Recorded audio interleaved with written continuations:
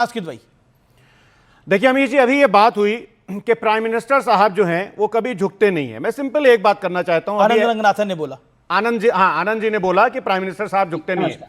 आनंद जी, पिछले 6 महीने में प्राइम मिनिस्टर साहब कम से कम 6 बार झुके हैं और मैं ये प्रूव करने जा रहा हूं।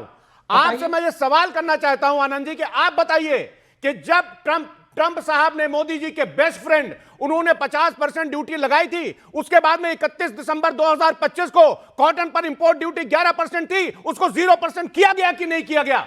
मोदी साहब झुके कि नहीं झुके? पहली बार मोदी वहां पर झुके। आप सुनते जाइएगा। और दूसरी बात, अगर ब्रूक रॉलिंस झूठ बोल रही हैं तो बोलिए कि हमारे एक्सटर्नल अफेयर्स मिनिस्टर से या मोदी जी से कि बोले कि नहीं ब्रूक रॉलिंस झूठ बोल रही हैं, बोले कि ट्रंप बोल रहे हैं कि $500 बिलियन का हम वो करेंगे, वो झूठ बोल रहे हैं, लेकिन हिम्मत नहीं कि बोलेंगे। अब पहली बार मैंने बताया कहां झुके। दूसरी बात सुनिए, ट्रंप साहब ने मोदी जी से कहा कि हार्ले डेविडसन हमारी बहुत बड़ी कंपनी है। सुनिए, हार्ले डेविडसन हमारी बहुत बड़ी कंपनी है, इस पर ड्यूटी घटाई जाए। मोदी साहब ने कहा नहीं, हार्ले डेविडसन पे नहीं, ट्रंप साहब हम 12 चीजों पर ड्यूटी घटाएंगे।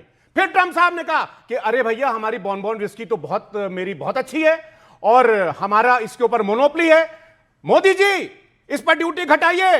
मोदी जी ने कहा यस सर। ट्रंप साहब ने कहा कितनी? मोदी जी ने कहा कितनी? ट्रंप ने कहा 50%। सुनिए, ट्रंप ने कहा 50%, मोदी जी ने कहा नो सर, 150%।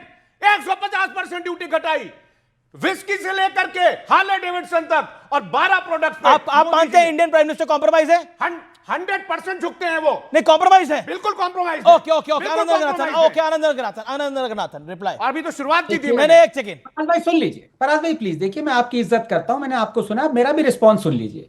मैंने, अमीश भाई आप भी जानते हैं मैंने स्टार्ट कैसे किया। मैंने कहा ट्रंप ने जो 3 क्लेम किए हैं, अगर हमने वो तीनों क्लेम मान लिए हैं तो ये ट्रेड डील अमेरिका के लिए अच्छी है, इंडिया के लिए नहीं। आपने सुना नहीं शायद फराज भाई, आपने सुना तो आप ये मानते कि मैं एक निष्पक्ष बात कर रहा हूं। दूसरा, आपने इस बात को नकार के जवाब ही नहीं दिया इस बात का कि जब ट्रंप ने हमें 25% टैरिफ लगा दिए, हिपोक्रिटिकल टैरिफ, जो कि चाइना पे नहीं लगाए, ईयू पे नहीं लगाए, जबकि वो हमसे ज्यादा रशियन तेल खरीद रहे, हम पे लगाए। उसके बावजूद अगर मोदी ने सरेंडर करना होता तो वो तेल खरीदना बंद कर देता, लेकिन हमारा नुकसान हुआ। रशिया से ऑयल इंपोर्ट घटा है पिछले 6 महीने में, रशिया से घटा है। आनंद जी नहीं, प्लीज करेक्ट फिगर्स रखिए। पिछले 6 महीने में रशिया ने ऑयल इंपोर्ट्स कम कर दिया है।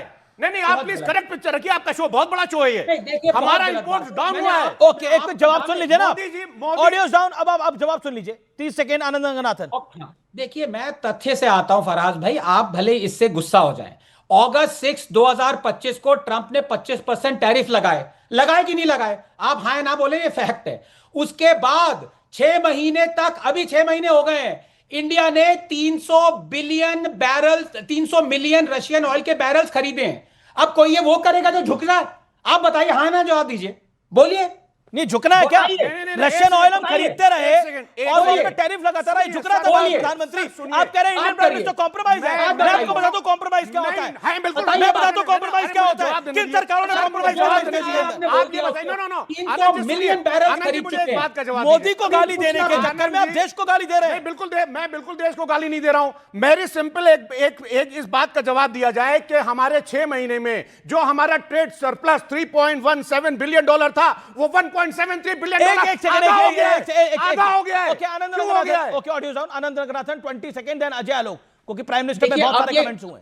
अब ये गोल पोस्ट शिफ्ट हो गया। अब मैं एक ही बात पे नहीं सरेंडर कर रहे हैं। आप ये खुद सोचिए, 26/11, मैं अलग पॉलिटिक्स की बात कर रहा हूं क्योंकि आप भी पॉलिटिक्स की बात कर रहे हैं। मोदी झुकता है। 26/11 के बाद हमारे एयर चीफ गए डॉक्टर मनमोहन सिंह के पास कि हमें पाकिस्तान में टेरर हब से बॉम्ब करना इजाजत दीजिए। मनमोहन सिंह ने क्या कहा? न्यूक्लियर डॉक्ट्रिन है, हम अटैक नहीं करने देंगे।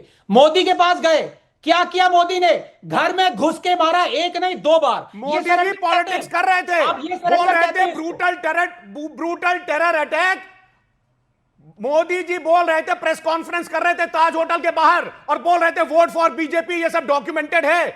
इस देश की सुरक्षा के ऊपर पॉलिटिक्स अगर किसी ने किया आनंद, तो वो भारतीय जनता पार्टी ने की है। जब इतना बड़ा हमला हो रहा था हमारे ऊपर, तो बाहर प्रेस कॉन्फ्रेंस हो रही थी, अखबारों में इश्तिहार। अच्छा ठीक है, जवाब सुन देना कि भारतीय जनता पार्टी 26/11 के बाद उस सरकार में आप भी पार्टनर थे, क्या कर लिया था?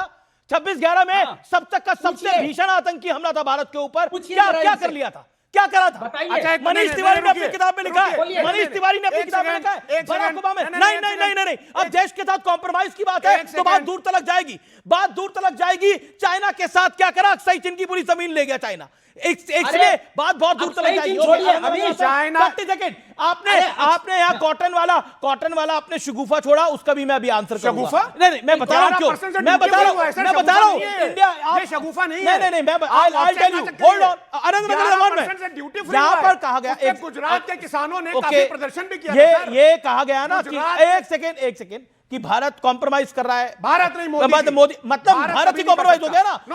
प्रधानमंत्री मोदी है, मोदी जी प्रधानमंत्री मोदी है, भारत मोदी जी नहीं है। फराज भाई मोदी जी भारत नहीं ऐसे है। चर्चा कैसे होगी? भारत भाई अगर अमीर होगा, आप लगातार बोलते रहेंगे तो कैसे होगी? देखिए, इंडिया ने इंपोर्ट ड्यूटी पल्सेस के ऊपर लेट अक्टूबर 2025 में इंडियन गवर्नमेंट ने एक नोटिफिकेशन इशू किया और 30% इफेक्टिव इंपोर्ट टैरिफ लगाया येलो पीस पर, चिक पीस पर, लेंटिल्स पर और बीन्स पर। यह भारत का जवाब था अपने तरीके से, लेकिन उस बात को आप गोल कर जाएंगे, आप बोलेंगे 11% कॉटन पे ड्यूटी हटा दी, यही बोला ना आपने कि 11% की ड्यूटी लग दी, लेकिन 30% आप भूल गए वो बात को। सिलेक्टिव कितनी है सोच, ये बताता है। आप सिर्फ भारत, जिसमें भारत नीचे दिखे वो चीज को सिर्फ दिखाना चाहते हैं। भारत इतनी बढ़िया ईयू के साथ 27 देशों के साथ डील कर रहा है, वो आपको दिखती नहीं। न्यूजीलैंड के साथ एफटीए दिखता नहीं। Okay, make your point. 5 second महाराज भाई नहीं बताएंगे, यही दुख की बात है। ये देखिए, मेरे मित्र हैं, मेरे बड़े भाई हैं, लेकिन ये बताना नहीं चाह रहे हैं कि जब ड्यूटी हटाई गई कॉटन पे, वो मांग किसकी थी? टेक्सटाइल इंडस्ट्री की थी। ये बात नहीं बताएंगे। शांति और उसके बाद कह रहे हैं कि टेक्सटाइल इंडस्ट्री की बात वो हटा दी आपने। कितनी आसानी से आप गोल पोस्ट शिफ्ट कर जाते हैं। फराज अपनी टर्न पे। अच्छा, साइलेंस से तो मैं एक्स्ट्रा बोल देता हूं। आप ये बताना भी भूल गए कि यूपीए के फॉरेन सेक्रेटरी थे यूपीए के टाइम पे, श्याम शरण, उन्होंने क्या कहा था कि यूपीए के टाइम पे हमने 640 square kilometre eastern Ladakh China को दिया है। ये बीजेपी ने नहीं कहा, मोदी ने नहीं कहा, यूपीए के सेक्रेटरी श्याम शरण ने कहा। तब आपने एक बड़ी खबर आ रही है, बड़ी डेवलपमेंट है। पीयूष गोयल ने राहुल गांधी को लेकर एक और स्टेटमेंट दिया है। पीयूष गोयल की एक और बयान आया है, वो बड़ी खबर है इस समय की, जिसमें कहा केंद्रीय मंत्री पीयूष गोयल का विपक्ष पर यह बहुत बड़ा हमला है, बहुत बड़ा हमला है। राष्ट्र विरोधी सोच के लिए उन्हें जनता नकारेगी, सीधे तौर पे बोला है। टैरिफ की घोषणा अमेरिका ने की थी, क्योंकि और वही अमेरिका ही बाद में घोषणा करेगा। टैरिफ हटाने की घोषणा भी अमेरिका ही करेगा। इसमें जो कंट्रोवर्सी बनाने की कोशिश थी कि भारत क्यों नहीं बोल रहा, यूएस क्यों बोल रहा है, जब यूएस ने टैरिफ लगाया तो यूएस ही बोलेगा। एग्जैक्टली पीयूष गोयल वाणिज्य मंत्री ने क्या बोला, सुन लेते हैं। तो जब उनको टैरिफ कम कर रहे हैं और 50 से सीधा 18% इतना कम हुआ, तो उसकी जानकारी तो उधर से ही आएगी। स्वाभाविक है कि उनको टैरिफ कम कर रहे हैं तो उसकी जानकारी राष्ट्रपति माननीय डोनाल्ड ट्रंप जी देंगे। The entire India alliance leaders who have failed India very badly will be rejected by the people of India for their anti-India, anti-national thinking. बहुत बड़ा बयान, anti India, anti national thinking है। Priyanka Kakkar, straight question, क्या आपको लगता है वाकई इतनी सकारात्मक चीज में भी नेगेटिव चीजें खोजना, क्या आपको लगता है जायज है?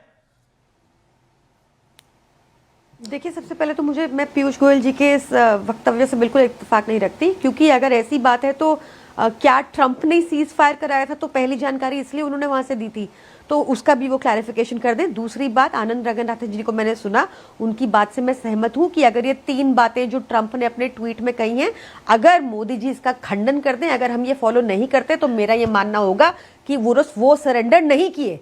बट अगर वो ट्रंप की बातें तीनों सच्ची हैं कि अगर हम रूसी तेल खरीदना बंद करके और महंगा यूएस तेल खरीदने लग जाते हैं, कि अगर हम लोग 0 टैक्स लेंगे यूएस से और उनको अपनी 140 करोड़ बिलियन लोगों की मार्केट मुफ्त में दे देते हैं, आप सोचिए इसके इम्पैक्ट सोचिए अमीश जी, कि वो 750 टाइम बड़ी इकोनॉमी है हमसे यूएस। वो इकोनॉमी को, इतनी बड़ी पावरफुल इकोनॉमी को हम अपनी 140 करोड़ का देश दे रहे हैं, फ्री में दे रहे हैं। ये क्यों कर रहे हैं हम? ऐसी क्या मजबूरी हो गई है? बार बार मैं देख रही हूँ बड़े सारे पत्रकार जिनको हम चौथा स्तंभ मानते हैं डेमोक्रेसी बचाने के लिए, वो एक कॉपी पेस्ट करके उन्होंने ट्वीट कराए। मुझे बहुत शर्म आ रही है वो ट्वीट पढ़ के कि पाकिस्तान से बेटर टैरिफ है, कि बांग्लादेश से बेटर टैरिफ है, कि वियतनाम से बेटर टैरिफ है। अरे तुम हमारे भारत को आपको मैं बता देता हूँ आपकी जानकारी के लिए कहां से बेहतर टैरिफ हमें मिला है। इंडोनेशिया से, पाकिस्तान से, वियतनाम से, श्रीलंका से, चाइना से। नहीं, आपने नाम नहीं लिया चाइना का, आपने नाम नहीं लिया दक्षिण अफ्रीका का, आपने नाम नहीं लिया कनाडा का, आपने नाम नहीं लिया म्यांमार का, आपने नाम नहीं लिया मलेशिया का, आपने नाम नहीं लिया कंबोडिया का, आपने नाम नहीं लिया ताइवान का, आपने नाम नहीं लिया ब्राजील का, आपने नाम नहीं लिया स्विट्जरलैंड का जिस पे 39% है, इराक पे 35%, रूस पे 30 से 35%। मैं फिर आपको कह रहा हूं सीधे तौर पर आपने बड़े बड़े देशों का नाम अपने माइंड से डिलीट कर दिया क्योंकि आपको पॉलिटिकली सूट नहीं करता। देखिए, राजनीति करिए लेकिन राजनीति का स्तर इतना मत गिराइए कि देश के ऊपर बात आ जाए। आप गलत कह रहे हैं। मैं सही कह रहा हूं आपको, मैं सही कह रहा हूं आपको। ये हार्ड फैक्ट है। आपने कन्वीनियंटली हार्ड फैक्ट को इग्नोर करा। आपने क्यों नहीं बोला? आपने जब पाकिस्तान का नाम नहीं लिया, नाम लिया, आपने दक्षिण अफ्रीका का नाम क्यों नहीं लिया? आपने कनाडा का नाम क्यों नहीं लिया? सिलेक्टिवली आपने क्यों डिलीट करे सारे नाम? सिलेक्टिवली क्यों डिलीट करे आपने नाम? Why didn't you? आपने कनाडा का नाम क्यों नहीं लिया कि कनाडा का भी टैरिफ हमसे ज्यादा है? आपने ताइवान का नाम क्यों नहीं लिया? आपने ब्राजील, स्विट्जरलैंड का नाम क्यों नहीं लिया? क्यों नहीं लिया आपने? ताइवान बात तो करने दीजिए, थोड़ी सी सेंसिबली बात करेंगे। देखिए, मेरा कहने का मतलब ये है कि इन देशों के साथ ऑलरेडी अग्रीमेंट्स हैं। जो आपने छोटी इकोनॉमी गिनाई, पहले उस पे आ जाते हैं। उनके पास जीएसपी स्टेटस है, उनका इफेक्टिव टैरिफ 0 ही है जब वो अपना सामान बेचते हैं यूएस में, चाहे उनका हमसे 1% ज्यादा हो ऐसे दिखाने में, पर जब वो बेचने जाते हैं तो उनको जीएसपी स्टेटस मिला हुआ है, 0 में ही।